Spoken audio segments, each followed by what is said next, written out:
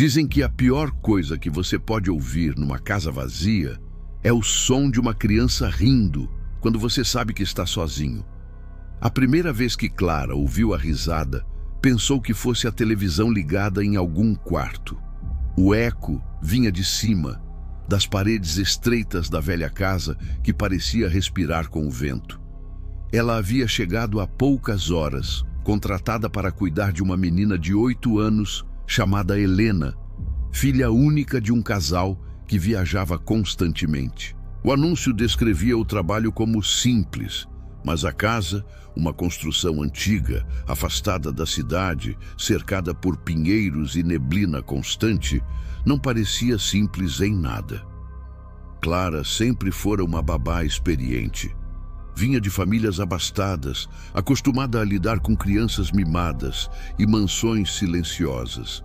Mas havia algo ali, naquela casa de janelas cobertas e relógios parados, que fazia o ar parecer pesado. Helena era uma menina calma demais. Os pais a apresentaram sem entusiasmo. Disseram que voltariam em uma semana e pediram apenas uma coisa: não entre no quarto do sótão. Nunca. Na primeira noite, Clara leu uma história curta para Helena, um conto de fadas antigo sobre uma princesa solitária que conversava com sua sombra. A menina ouviu com atenção, mas antes de dormir, perguntou: "Tia Clara, você também escuta ele à noite?" Clara sorriu sem entender. "Ele quem, meu bem?" Helena virou o rosto para o canto escuro do quarto e respondeu com naturalidade: "O amigo que me conta histórias quando você não está aqui." A frase ficou martelando na mente de Clara por horas. No silêncio da madrugada, o vento arranhava as janelas e os móveis estalavam.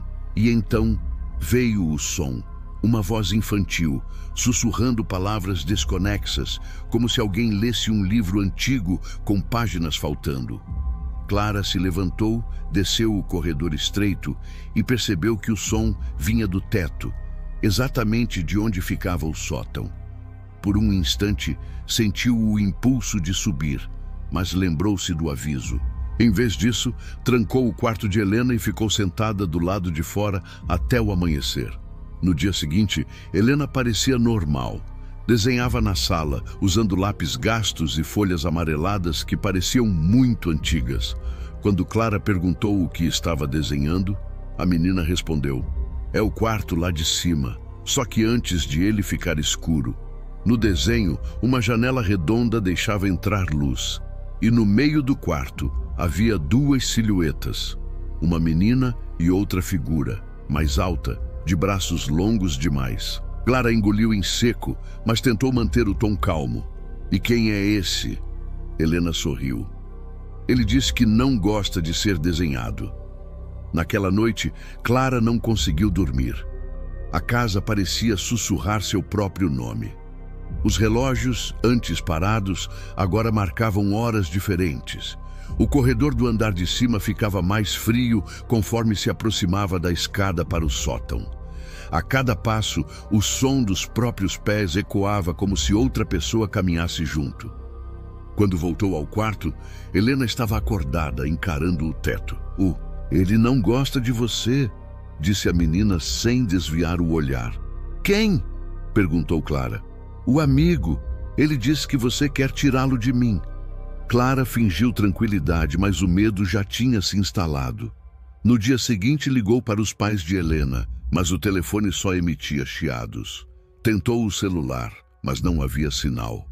A estrada até a cidade era longa e envolta por neblina densa. Sair à noite parecia impossível. Enquanto limpava o corredor, Clara notou uma rachadura na parede.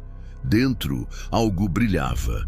Ao tocar, percebeu que eram pedaços de vidro e pequenas letras gravadas no reboco, como se alguém tivesse escrito do lado de dentro: "Não leia para ela."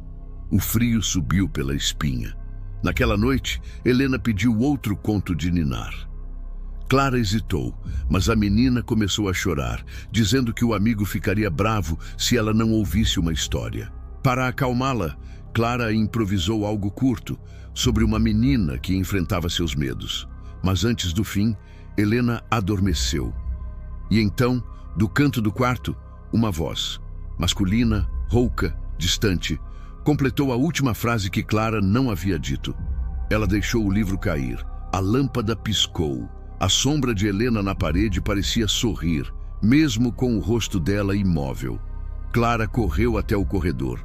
Lá em cima, o sótão estava aberto. A escada que antes permanecia recolhida, agora pendia para baixo. A respiração dela se acelerou. Subir seria loucura, mas a curiosidade era mais forte que o medo. Cada degrau rangia como se protestasse. Lá dentro, o ar era mais frio e o cheiro de madeira úmida misturado a ferro velho quase a fez tossir. No canto, um berço antigo. Em cima dele, um livro grosso, encadernado em couro escuro.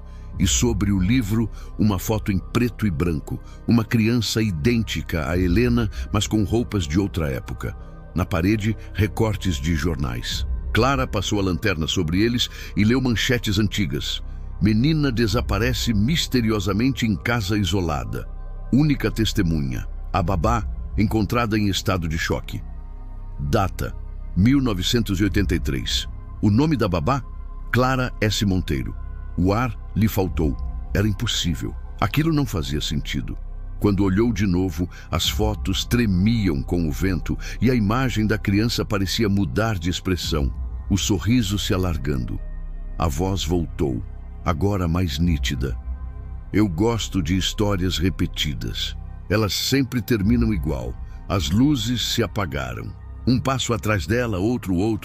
Clara virou, mas não havia ninguém. Só a cadeira de balanço movendo-se sozinha.